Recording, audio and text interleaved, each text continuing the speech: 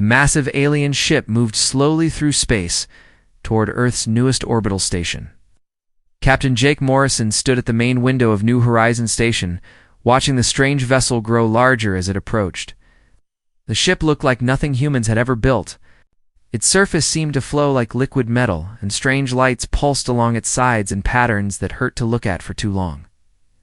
Jake had been chosen to lead this first meeting between humans and aliens. 3 months ago, the ship had appeared at the edge of the solar system and sent a message in perfect English. They called themselves the Galactic Council and wanted to meet with Earth's leaders. Today was that day. "Captain Morrison, they're requesting permission to dock," said Lieutenant Amy Rodriguez from her station. Her voice was steady, but Jake could see her hands shaking slightly as she worked the controls. Everyone on the station was nervous. This was the biggest moment in human history. "Give them permission," Jake said, "and remind everyone to stay calm. We want to make a good first impression."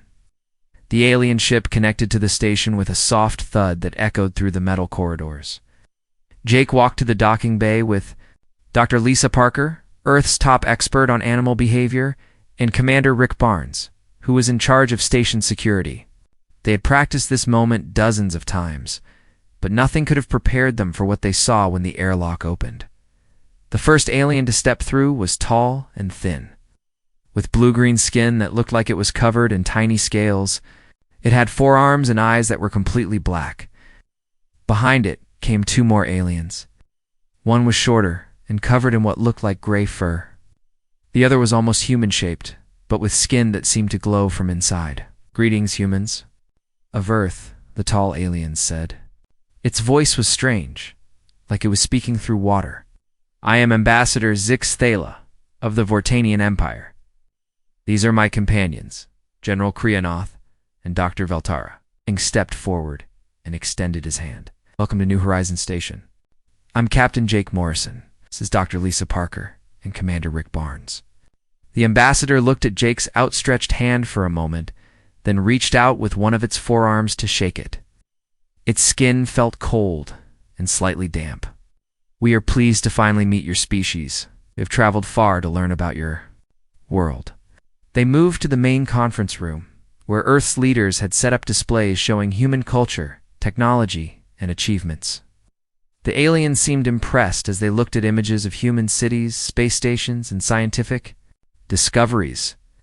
Ambassador Zixilla asked many questions about human government and society. General Krianoth wanted to know about human military capabilities. Dr. Veltara was most interested in human science. "Your species has achieved much in a short time," Ambassador Zixtala said. "We are curious to learn more about your world's natural development. Perhaps you could show us the other life forms that share your planet." Dr. Parker's face lit up. This was her specialty. She had prepared for weeks to show the aliens Earth's incredible variety of life. "I'd be happy to share our wildlife database with you. Earth has some of the most amazing predators in the galaxy." She activated the large display screen and began showing videos of Earth's most impressive hunters. First came the lions of Africa, their powerful muscles rippling as they chased down zebras across the plains. The aliens watched silently as the footage showed a pride working together to bring down a large buffalo. "Lions are one of our apex predators," Dr. Parker explained proudly. "They can run up to 50 miles per hour and have jaws strong enough to crush bone. They hunt in groups and can take down animals much larger than themselves." The aliens exchanged glances. Dr. Veltara made notes on a device that looked like a floating piece of crystal. Next, Dr. Parker showed footage of great white sharks cutting through the ocean water like living missiles. The massive fish attacked seals with explosive power, launching themselves completely out of the water. Great whites can grow up to 20 feet long and have over 300 teeth. They're perfectly designed killing machines that have survived, almost unchanged for millions of years. General Krianoth leaned forward slightly, studying the images more carefully. The presentation continued with grizzly bears, their enormous claws and powerful builds making them look like furry tanks. Then came footage of tigers stalking through jungle undergrowth, their orange and black stripes making them nearly invisible until they struck. Dr. Parker showed them pack-hunting wolves, venomous snakes, crocodiles that could death roll prey 3 times their size, and eagles that could spot a rabbit from 2 miles away. Earth's predators have evolved incredible abilities, Dr. Parker said, her voice full of pride. They've adapted to hunt in every environment on our planet. From the deepest oceans to the highest mountains, we have hunters that are perfectly suited to their habitats. She finished with footage of polar bears, the largest land predators on Earth, hunting seals through Arctic ice. The massive white bears looked unstoppable as they used their intelligence and strength to catch prey in one of the planet's harshest environments. When the presentation ended, the room fell silent. Dr. Parker looked at the aliens expectantly, waiting for their response. She had shown them dozens of Earth's most impressive predators. Surely they would be amazed by the variety and power of life on Earth. Instead, something unexpected happened. A strange sound came from Ambassador Zixtella's throat. At first, Jake thought the alien might be choking. Then General Kranoth made the same sound. Dr. Veltara joined in, and Jake realized with growing horror that the aliens were laughing. "I apologize," Ambassador Zixtella said, still making the strange laughing sound. "We do not mean to be rude. It is just that your predators are quite amusing." Dr. Parker's face went pale. "Amusing?" General Kranoth spoke for the first time since introductions. His voice was deep and rough. "Your largest land predator weighs perhaps half a ton, and your great white shark, while impressive for your world, would be considered a small fish in the oceans of Corvex Prime. The creatures you call apex predators," Dr. Veltara added in a voice like musical notes, "would not survive their first day on any world we consider properly inhabited. They are barely evolved prey species." Ambassador Zixtella activated his own display device. Holographic images filled the air above the conference table. The first creature that appeared made everyone in the room gasp. It looked like a cross between a dinosaur and a tank, covered in what appeared to be natural armor plating. Spikes jutted from its back, and its mouth was filled with teeth as long as baseball bats. "This is a young hunting beast from my homeworld," the ambassador explained casually. "It stands 12 feet tall at the shoulder and weighs approximately 4 tons. Its natural armor can deflect most energy weapons, and it can run at speeds exceeding 100 miles per hour. The next hologram showed a creature that seemed to be made of living shadow, flickered in and out of existence, appearing and disappearing like a ghost. "The phase hunters of Veltara Prime can shift between dimensions," Dr. Veltara said. "They hunt by appearing inside their prey's body and consuming them from within." General Kranoth showed his contribution last. It was a swarm of insect-like creatures, each one the size of a house cat, but moving with perfect coordination. "The next Thule swarms operate as a single mind," he explained. "A single queen can control millions of warriors across an entire continent. They have consumed the populations of 17 worlds." The humans stared at the holograms in shocked silence. Compared to these creatures, Earth's predators looked like harmless pets. "How did your species even survive to develop intelligence?" General Kranoth asked, genuine confusion in his voice. "With such weak predators, your world should have been overrun by herbivores millions of years ago." Ambassador Zixtella deactivated the holograms and looked directly at Jake. "Captain Morrison, we appreciate your hospitality and your species' achievements in technology and culture. However, based on what we have seen today, Earth's ecosystem is far too underdeveloped to warrant full membership in the Galactic Council." The words hit Jake like a physical blow. "What does that mean exactly?" "It means your world will be classified as a developing system," the ambassador replied. "We will return in 1 Earth year to conduct a formal predator assessment. If your world can demonstrate that it possesses creatures worthy of respect in the galactic community, we will reconsider your status." Commander Barnes spoke up for the first time. "And if we fail this test?" The 3 aliens exchanged glances again. "Worlds that fail the assessment are reclassified as resource extraction sites," Dr. Veltara said quietly. "The native species are relocated to preserve their development. While the Galactic Council makes better use of the planet's resources," the meaning was clear. "If Earth's wildlife couldn't impress the aliens in 1 year, humanity would lose their world as the aliens prepared to leave, Ambassador Zixtala made one final comment. "Do not feel discouraged, Captain Morrison. Perhaps in a few million years of evolution, your world's creatures will develop into something more impressive. Has a way of improving even the weakest species." The news spread across Earth faster than any wildfire in history. Within hours of the alien departure, every major news network was broadcasting the same terrible message. Earth's wildlife had been judged weak and pathetic by aliens who could destroy humanity's entire world if they wanted to. Dr. Lisa Parker sat in her laboratory at the Global Wildlife Research Center, staring at video feeds from around the world. Protesters filled the streets of major cities. Some demanded that the government do something to protect Earth's animals. Others wanted the military to prepare for war. Many simply panicked, convinced that humanity was doomed. Her phone rang constantly. Scientists, government officials, and reporters all wanted to know the same thing. Could Earth's predators really be as weak as the aliens claimed? Is there any hope of passing their test in 1 year? Dr. Kevin Walsh burst into her office without knocking. Marine biologist looked like he had not slept in days. His usually neat hair was messy, and his clothes were wrinkled. "Lisa, you need to see this," he said, setting down a thick folder on her desk. "What is it?" she asked, grateful for any distraction from the ringing phone. "I've been going through our database of every recorded predator encounter in the past." 50 years, Kevin said, opening the folder. "I think we've been looking at this all wrong. The aliens showed us creatures that were bigger and stronger than ours, but that doesn't mean they're better hunters." Before Lisa could respond, Dr. Amy Rodriguez entered the office. The animal behavior specialist looked excited despite the dark circles under her eyes.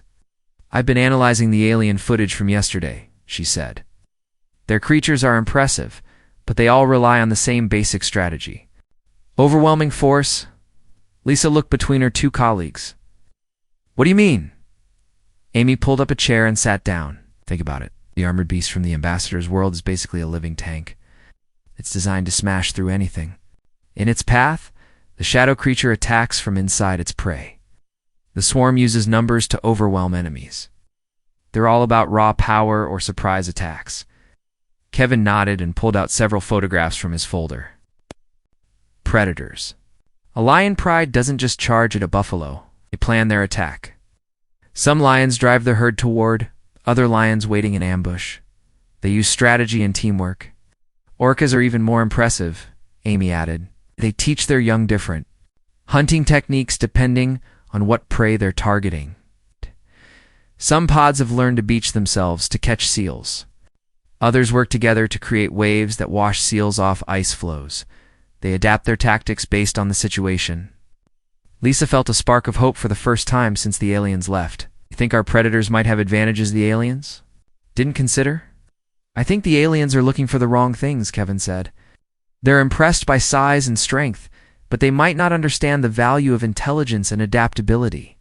Their discussion was interrupted by a knock on the door. Captain Jake Morrison entered, followed by Commander Rick Barnes and a woman Lisa didn't recognize. The woman was tall and stern-looking, with silver hair and a military bearing. "Dr. Parker." "I'd like you to meet President Helen Carter," Jake said. Lisa jumped to her feet. She had seen the president on television many times, but meeting her in person was overwhelming. "Madam President, I'm honored." President Carter shook her hand firmly. "Dr. Parker, I need to know if there's any chance of passing this alien test. The entire world is looking for answers." "We were just discussing that," Lisa said. "Yeah. My colleagues think our predators might be more capable than the aliens realize." Commander Barnes stepped forward. "With respect, Dr. Parker, I've seen the alien footage. Their creatures could tear through our biggest predators like tissue paper." "But what if the test isn't about individual combat?" Amy asked. "What if it's about hunting ability in general?" President Carter looked interested. "Explain." Amy stood up and walked to the whiteboard on the wall. She drew a simple diagram showing a large circle surrounded by smaller circles. "Traditional predators are like this," she said, pointing to the large circle. "One big, powerful hunter that dominates through strength." She drew another diagram showing multiple small circles connected by lines. "But Earth's predators often work like this. connected groups that share information and coordinate attacks. The aliens might not have seen anything like it before. Kevin pulled out more photographs. Look at these examples. Wolfpacks don't just hunt as a group. They have scouts that find prey, drivers that force prey toward ambush points, and finishers that make the kill. Each wolf has a specific role. Dolphins work together to create mud nets that trap fish, Amy added. Some species of birds mob larger predators to drive them away from nesting areas. Even smaller predators like army ants can take down creatures thousands of times their size through coordination. President Carter studied the diagrams. You're saying our predators are smart rather than strong? We're saying they're survivors, Lisa said, finally understanding what her colleagues were getting at. The aliens showed us creatures that are perfectly adapted to their specific environments. But what happens when those environments change? Earth's predators have survived ice ages, meteor impacts, and massive climate changes, Kevin said. They've adapted to new prey, new environments, and new challenges. That kind of flexibility might be more valuable than pure strength. Commander Barnes still looked skeptical. It's an interesting theory, but how do we test it? The aliens aren't going to let us write them a research paper. They want a demonstration. Captain Morrison had been quiet during the discussion, but now he spoke up. We've received more information about the alien test. It's not going to be a simple presentation. They're bringing creatures from 3 different worlds to compete directly against Earth's champions. The room fell silent. The idea of Earth's animals fighting alien monsters was terrifying. There's more, Morrison continued. We've been monitoring communications from other human colonies that have made contact with these same aliens. Every world that failed their predator assessment was classified as a resource extraction site within 5 years. What does that mean exactly? President Carter asked. It means the native intelligent species gets relocated to small reservations. While the Galactic Council strips the planet of valuable resources, Morrison said grimly, we've found records of 17 worlds that went through this process. The native species are kept alive, but they lose all control over their homeworld. Sat down heavily. So if we fail, humanity becomes a protected species in a zoo while aliens mine our planet. That's about the size of it, Commander Barnes said. President Carter was quiet for a long moment. She spoke. Her voice was firm and determined. Then we don't fail.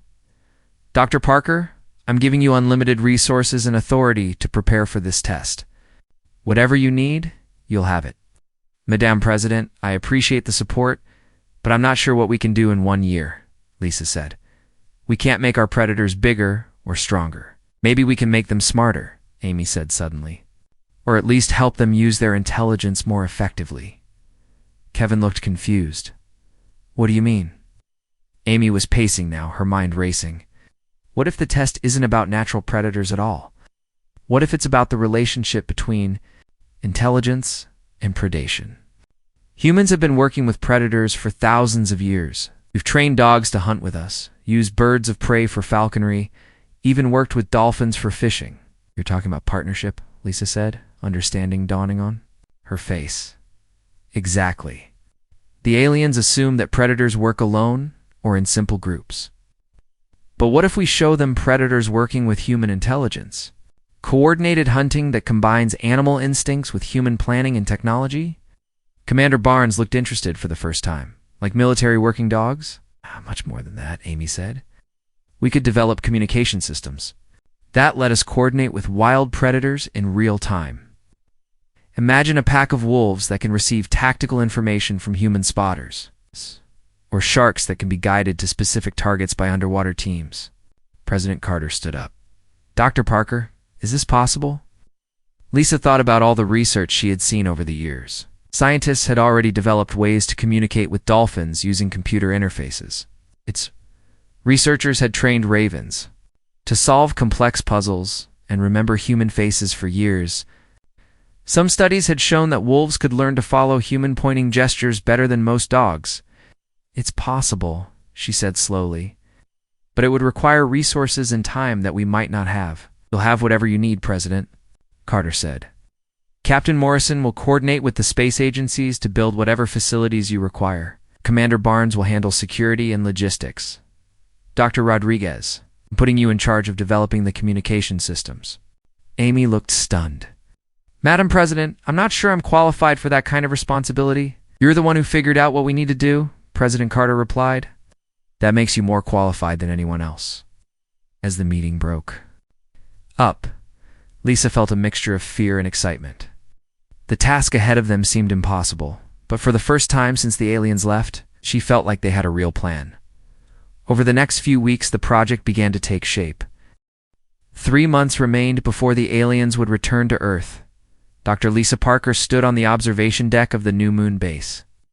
Watching construction crews put the finishing touches on the demonstration arena, the facility was massive, with different sections designed to recreate Earth's various environments. One area contained a deep water tank for marine life.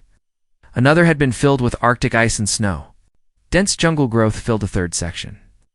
While a fourth contained open grassland, Captain Jake Morrison joined her at the window. The construction teams finished the environmental controls yesterday, he said. Each section can maintain its own temperature, humidity, and even atmospheric pressure.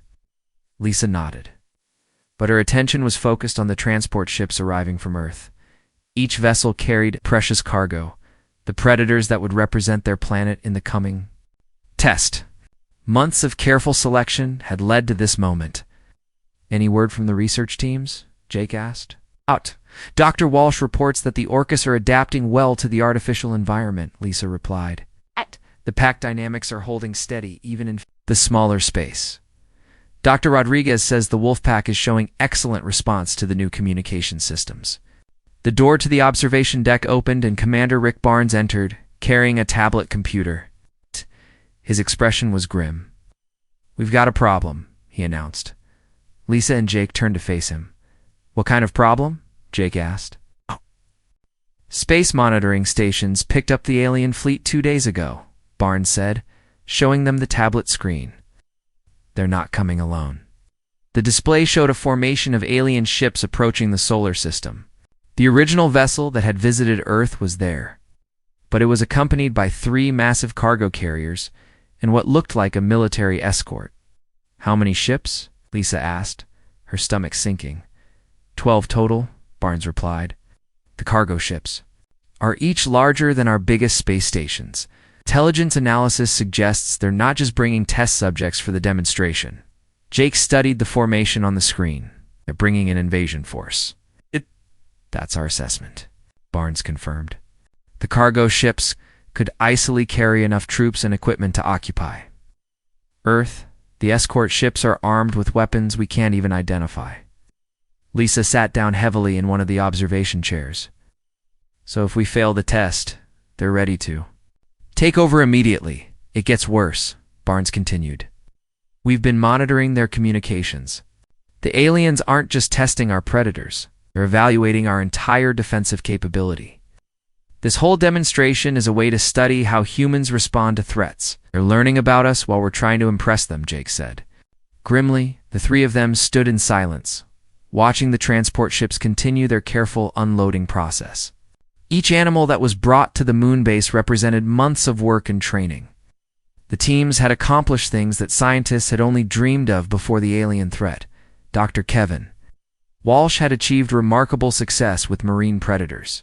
His team had developed sonar communication systems that could coordinate multiple species simultaneously. Orcas, dolphins, and even some shark species had learned to work together in ways that had never been observed in nature.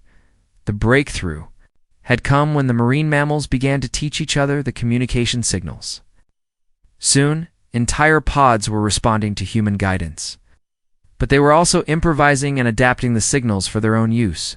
Dr. Amy Rodriguez had made even more impressive progress with land-based predators. Her communication devices used a combination of scent markers, ultrasonic sounds, and light patterns to convey complex information to hunting animals. The devices were so small and lightweight that they didn't interfere with natural behavior. The most successful tests had been with wolf packs. The animals had learned to coordinate their hunting with human spotters who could provide information about prey location, weather conditions, and optimal attack routes. But the wolves had gone beyond simple response to commands. They had begun to anticipate human guidance and prepare for it in advance. There's something else, Barnes said, interrupting Lisa's thoughts. We've been analyzing the alien footage from their first visit. Our experts think they made a mistake when they showed us their predators. What kind of mistake? Jake asked. They revealed tactical information, Barnes explained. Each of their creatures has obvious strengths, but they also have weaknesses. The armored beast relies on brute force, which means it probably can't adapt quickly to changing situations. The shadow creature attacks from inside its prey, but that might make it vulnerable when it's materializing. The swarm operates as a hive mind, but hive minds usually have single points of failure. Lisa felt a spark of hope. You think our predators might actually have a chance? I think our predators have something theirs don't, Barnes replied. Flexibility. Every Earth predator we've worked with has shown the ability to learn and adapt. The aliens' creatures might be more powerful, but they seem to be specialized. For specific types of hunting, the conversation was interrupted by Dr. Rodriguez's voice over the communication system. Dr. Parker, please report to the training facility. We have a situation that requires your immediate attention. Lisa hurried through the corridors of the moon base to the main training area. She found Amy standing in front of a large display. Screen surrounded by data readouts and video feeds from Earth? Lisa asked. Amy pointed to the screen, which showed a live feed from the Alaska Research Station. The Wolfpack has done something unprecedented. They're not just responding to our communications anymore. They're initiating contact. The video showed a pack of 6 wolves gathered around one of the communication devices. The alpha male was manipulating the device with his paws, triggering different sound and light patterns. They're trying to communicate with us, Amy explained. But that's not the extraordinary part. Watch this. Switch to a different feed. This one from a marine research station off the coast of California. A pod of orcas was swimming in formation around an underwater communication device. As they watched, one of the orcas used its rostrum to activate the device, sending out a series of sonar pulses. They're not just trying to communicate with us, Amy said. They're trying to coordinate with each other across different species. The wolves are sending signals to the orcas, and the orcas are responding. Lisa stared at the screens in amazement. They're forming a cross-species communication network? It's more than that, Amy replied. They're sharing tactical information. The wolves are telling the orcas about land-based threats. The orcas are sharing information about marine conditions. They're creating a planet-wide intelligence network. Over the next few hours, reports came in from research stations around the world. Predators that had been trained to work with human communication systems were now using those systems to coordinate with each other. Birds of prey were sharing information about weather patterns and prey movements with ground-based predators. Marine mammals were communicating with coastal wolf packs about tidal conditions and fish migrations. This changes everything, Lisa told Jake when she found him in the command center. We thought we were training individual predator species to work with humans, but they've created something completely new. What do you mean? Jake asked. Turn the entire planet into a coordinated hunting ground, Lisa explained. Every predator species that we've worked with is now part of a single information sharing network. They're not just individual hunters anymore. They're components of a global predatory system. Dr. Walsh joined them, his face flushed with excitement. It's happening in the oceans too, he reported. The marine mammals are coordinating with coastal birds to track prey across vast distances. They're sharing information about water temperature, currents, and feeding areas. How is this possible? Jake asked. We taught them to communicate with us, Amy explained as she entered the command center. But they're more intelligent than we realized. They took our communication systems and adapted them for their own purposes. Now they're using the same networks to coordinate with each other. Lisa looked at the global map on the main display screen. Red dots marked the locations of all the research stations and communication devices. Lines connected the dots, showing the flow of information between different predator groups. The pattern looked like a vast web covering the entire planet. The aliens are looking for apex predators, Lisa said slowly. But we're not showing them individual animals anymore. We're showing them an entire planet that functions as a single coordinated hunting system. Captain Morrison entered the command center, followed by General Paul Stevens, the head of Earth's Defense Forces. The general was a large man with gray hair and sharp eyes. He had been skeptical of the Predator project from the beginning, preferring to prepare for military confrontation with the aliens. Dr. Parker, General Stevens said, "I've been reviewing the reports from your research teams. This global communication network you've created, could it be used for military purposes?" Lisa and Amy exchanged glances. "What do you mean?" Lisa asked. "I mean, could human military forces use this network to coordinate defensive operations across the entire planet?" Stevens explained. "If the aliens decide to invade, we'll need every advantage we can get." The alien fleet arrived at the moon base exactly 1 year after their first visit to Earth. Captain Jake Morrison watched from the command center as 12 massive ships took positions around the lunar facility. The 3 cargo vessels were even larger than Earth's intelligence reports had suggested. Each one could easily carry an entire army. Ambassador Zixtala led the same delegation that had visited Earth a year ago. General Krianoth and Dr. Veltara followed behind him as they entered the moon base. This time, they were accompanied by a dozen other aliens wearing what looked like military uniforms. Their presence made the real purpose of this visit clear. "Captain Morrison," Ambassador Zixtala said as they met in the main airlock, "we have returned as promised to conduct the Predator assessment. We trust your year of preparation has been productive." Jake shook the ambassador's hand, trying to keep his expression neutral. "We're ready for your evaluation. Dr. Parker will be conducting the demonstration." They moved to the observation deck, overlooking the arena facility. Dr. Lisa Parker stood, waiting with her team, including Dr. Kevin Walsh, Dr. Amy Rodriguez, and several technicians monitoring communication equipment. Through the large windows, they could see the different environmental sections of the arena. General Krianoth gestured toward the cargo ships visible through the observation windows. "We have brought 3 champions from our finest worlds," he announced. "Each represents the pinnacle of predatory evolution in our experience." The first containment unit was brought into the arena's staging area. The humans gasped when they saw the creature inside. The crystalline devastator was even more impressive in person than it had been in the holographic display. It stood 12 feet tall, with natural armor that gleamed like cut diamonds. Energy crackled between the spikes on its back, and its eyes glowed with an inner fire.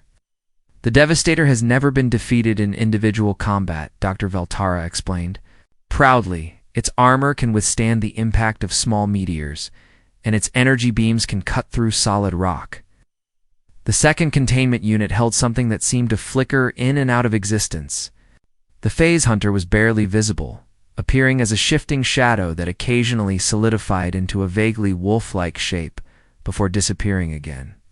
"Phase Hunters can exist in multiple dimensions simultaneously," Ambassador Zixtala said. "They can attack from directions that do not exist in normal space. No prey has ever escaped once a Phase Hunter begins tracking it." The third champion was the most disturbing. The Swarm Queen looked like a giant insect the size of a horse, but hundreds of smaller creatures the size of house cats moved around her in perfect coordination. The smaller creatures moved as if they shared a single mind, responding instantly to the Queen's thoughts. The next Thor swarm can overwhelm any defense through sheer numbers and perfect coordination. General Krenoth stated, "A single queen can control up to 10,000 warriors across an entire continent." Dr. Parker stepped forward. "Ah! Your champions are indeed impressive. We're honored that you've brought them so far to test against Earth's representatives. We assume you will be presenting your largest and strongest predators," Dr. Veltara said. "Though based on what we saw last year, we do not expect the contests to last very long." Lisa smiled calmly. "We've made some improvements to our approach over the past year. I think you'll find our demonstration interesting." She activated the arena's systems, and the aquatic section began to fill with water. The temperature dropped to match the conditions of Earth's polar oceans.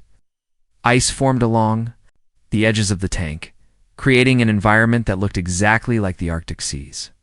"Our first demonstration will take place in the marine environment," Lisa announced. "Earth's marine predators have evolved sophisticated hunting strategies over millions of years." The aliens looked at each other with what might have been amusement. "Very well," Ambassador Zixtala said. "The crystalline devastator will face whatever marine creature you wish to present." The massive armored beast was moved into the aquatic arena. It sank to the bottom of the tank, its crystalline armor glowing as energy built up along its spikes. The creature was clearly designed to function underwater, as well as on land. "An Earth's champion?" General Krianoth asked. Lisa activated her communication device. "Release Pod 7 Alpha," she said quietly. The water began to ripple as shapes moved beneath the surface. At first, the aliens saw nothing threatening. Then a sleek black and white form appeared near the surface. An orca, perhaps 20 feet long, swam in a slow circle around the arena. Dr. Veltara laughed, the musical sound echoing through the observation deck. A single whale against the Devastator. "This will be over in seconds," but more shapes appeared in the water. Another orca surfaced, then a third and a fourth. Soon 6 orcas were swimming in the arena, moving in what looked like a coordinated pattern. "Earth's marine predators rarely hunt alone," Lisa explained. "They use pod tactics that have been refined over millions of years." General Krianoth frowned. "Multiple creatures against one is hardly fair combat. On Earth, fairness is less important than effectiveness," Amy Rodriguez replied. "Our predators don't seek honorable single combat. They seek successful hunts." The demonstration began. Your crystalline Devastator charged toward the nearest orca, energy beams firing from its spikes. But the orca wasn't there when the beams arrived. It had dove deep, while another orca approached from a different angle. The aliens watched in surprise as the orcas began to coordinate their attacks. They moved in perfect synchronization, each one knowing exactly where the others were at all. Times when the Devastator targeted one orca, the others moved to attack from different directions. How are they coordinating so precisely?" Dr. Veltara asked, leaning forward to get a better view. "Echolocation," Dr. Walsh explained. "But we've enhanced their natural communication abilities." He pointed 2 small devices attached to each orca's dorsal fin. "Those devices allow them to share tactical information in real time." The Devastator's energy beams were powerful, but they couldn't target multiple fast-moving opponents simultaneously. The orcas used the water itself as a weapon, creating currents and pressure waves that confused the alien creature's sensors. One orca would distract the Devastator from the front, while another approached from behind. When the creature turned to face the new threat, a third orca would attack from the side. The pattern continued, with the orcas taking turns leading the attack, while others provided support. "They're using coordinated team tactics," Ambassador Zixtala observed with growing interest. "We have not seen such behavior from non-intelligent predators." "Who says they're non-intelligent?" Lisa asked quietly. The battle in the water continued. For several minutes, the crystalline Devastator was powerful and heavily armored, but it couldn't adapt to the orca's changing tactics. Every time it developed a response to one attack pattern, the orca switched to a different approach. Finally, the 6 orcas surrounded the Devastator in a perfect circle. They began to swim in opposite directions, creating a powerful whirlpool that trapped the alien creature in the center. Unable to maneuver effectively in the spinning water, the Devastator became an easy target for coordinated attacks from all sides. The alien creature's energy weapons were useless in the chaotic water conditions. Its heavy armor, which had been an advantage on land, became a liability in the fluid environment. The orcas pressed their attack until the Devastator was forced to retreat to the bottom of the tank. Defeated and disoriented, the arena fell silent. The aliens stared at the display screens showing the aftermath of the battle. Their supposedly invincible champion had been defeated by creatures they had dismissed as weak and primitive. "Interesting," General Krianoth said finally. "You're marine. Creatures show unexpected tactical abilities. But surely this was just luck. Our second champion will not be so easily confused." The arena was reconfigured for the next demonstration. The aquatic section was drained and replaced with a forest environment, complete with dense undergrowth and tall trees. The lighting was adjusted to simulate the dim conditions of a deep forest. The phase hunter was released into the forest arena. It immediately disappeared from normal sight, existing as a shifting shadow that moved between dimensions. Occasionally, it would materialize for a brief moment before vanishing again, making it nearly impossible to track. The phase hunter can attack from any direction at any time, Dr. Valterra explained. It can appear inside its prey's body or strike from angles that exist outside normal space. No Earth's predator could possibly defend against such abilities. Elisa activated her communication system again. "Release Pack Deltanine," she said. 6 wolves entered the forest arena. They were smaller than the Orcus and looked insignificant compared to the alien creature they were facing. Like the Orcus, each wolf wore a small communication device. "Wolves, Ambassador?" Zixthala asked, "against a creature that can attack from multiple dimensions?" "Earth's wolves are pack hunters," Amy explained. "They've evolved strategies for dealing with threats they can't see or predict." The wolves spread out through the forest, moving in what looked like a random pattern. But their communication devices were active, sharing information about scent trails, sound patterns, and environmental changes. The final arena section was configured as an open grassland that stretched across nearly half of the facility. Rolling hills and scattered trees created a landscape that looked like the African savanna. The lighting mimicked the golden glow of sunset, casting long shadows across the artificial terrain. The Swarm Queen was released into the arena, followed by her army of warriors. The smaller creatures spread out across the grassland like a living carpet, moving in perfect unison. Every movement was coordinated, every action planned. The Queen herself stood at the center of the formation, her large eyes scanning the environment, while her antennae twitched with psychic commands. The next Thule swarm has conquered 17 worlds," General Krianoth announced. "No force in the galaxy has ever found a defense against a properly coordinated hive mind. Your individual predators, no matter how well they communicate, cannot match the precision of creatures that share a single consciousness." Ambassador Zixthala leaned forward in his observation chair. "This will be interesting," he said. "We're curious to see how your enhanced animals respond to opponents that think faster than they can communicate." Dr. Lisa Parker stood at the control panel, her hand resting on the communication device. Around her, the other members of her team monitored data feeds from around the arena and from Earth itself. Hundreds of screens showed predators across the planet, all connected to the global network they had built. "Before we begin the final demonstration," Lisa said, "I want to make sure you understand what you're about to see. This isn't just a battle between Earth predators and your Swarm Queen. This is a test of 2 completely different approaches to intelligence and coordination." Dr. Valterra made a dismissive gesture with one of her forearms.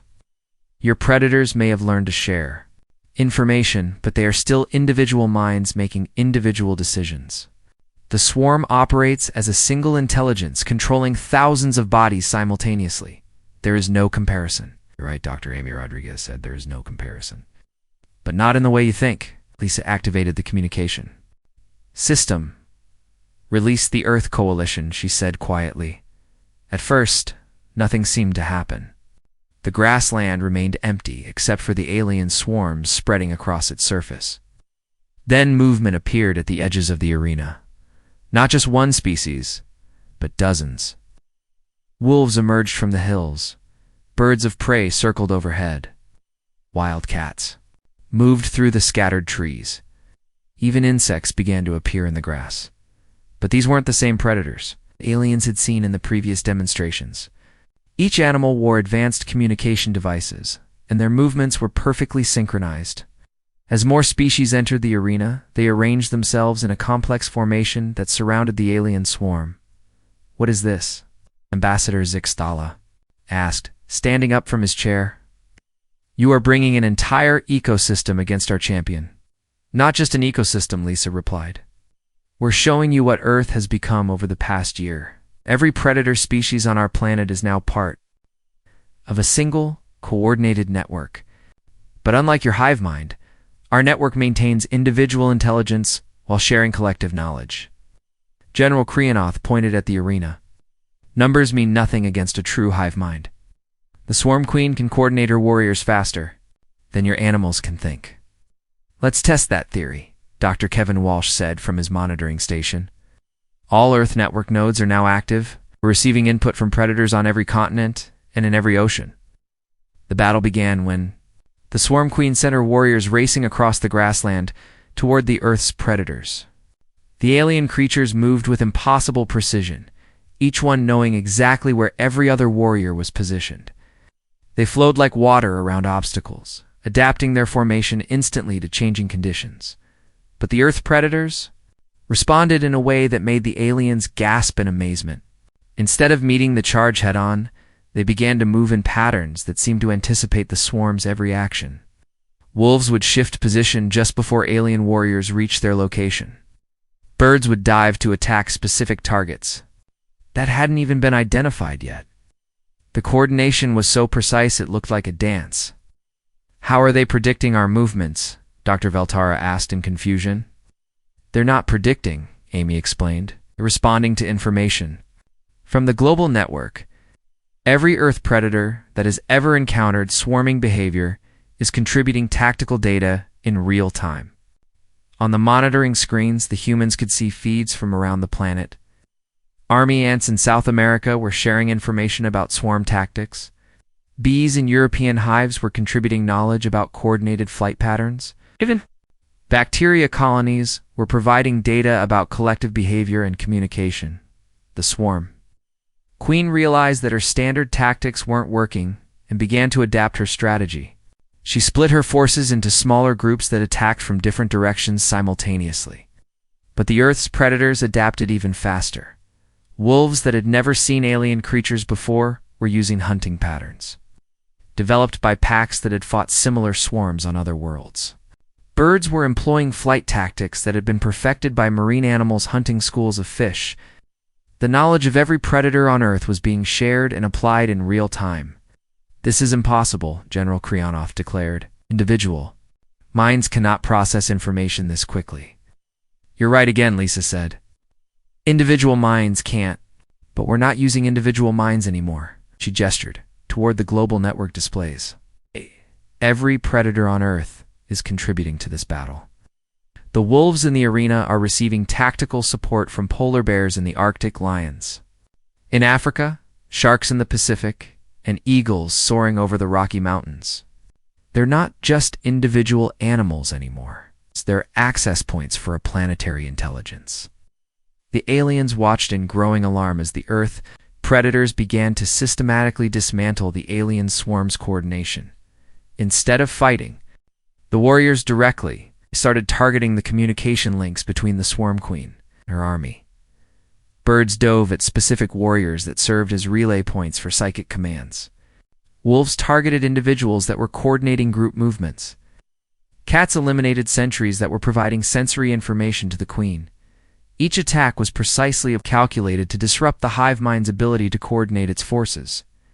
"They're attacking our command structure," Dr. Veltara said in amazement. "But how do they know which warriors serve which functions?" "Because we've been studying hive minds for the past year," Dr. Walsh replied. "Not just alien ones. We've analyzed every collective intelligence on Earth, from ant colonies to coral reefs. We understand how distributed consciousness works." The swarm queen tried to compensate by changing her command structure. But the Earth predators adapted faster than she could modify her tactics. They had access to knowledge from thousands of different collective intelligences, each one contributing understanding about how to disrupt and counter hive mind behavior. As the battle continued, something even more remarkable began to happen. The Earth's predators stopped just defending and started to coordinate their own collective actions. Wolves began to move in patterns that maximized the effectiveness of bird attacks. Cats positioned themselves to drive alien warriors toward locations where other predators could eliminate them most efficiently. But unlike the alien swarm, which relied on a single controlling intelligence, the Earth network maintained the individual decision-making ability of each predator while sharing collective knowledge. Each animal could think for itself and contribute new ideas to the group. It's making the network more flexible and creative than any hive mind. Ambassador Zixtalos stood up suddenly. "Stop the demonstration," he commanded. The battle in the arena ceased immediately. The Earth predators withdrew to their starting positions, while the alien swarm regrouped around their queen. The swarm queen herself looked confused and disoriented, unable to understand how her perfect coordination had been defeated. "We need to speak with your leadership immediately," the ambassador said. His voice had lost all traces of condescension and amusement. This demonstration has revealed capabilities that require immediate discussion. Captain Jake Morrison activated. The communication system. President Carter is standing by for a direct conference. Within minutes, President Helen Carter appeared on the main display screen, along with General Paul Stevens and other members of Earth's leadership. The alien delegation gathered around the communication station, their expressions grave. Ambassador Zixella, President Carter said, "I trust our demonstration has been informative." President Carter, the ambassador, replied, "We must inform you that this assessment was not merely about predator capabilities. The Galactic Council has been evaluating Earth as a potential threat to our empire." General Stevens leaned forward. "What kind of threat?" "Every world we have encountered falls into one of three categories," General Krianoth explained. "Worlds with powerful individual champions can be defeated by bringing superior forces. Worlds that rely on numbers can be overcome with advanced technology. Worlds with hive minds can be disrupted by targeting their central intelligence. But Earth represents something we have never encountered," Dr. Veltara added.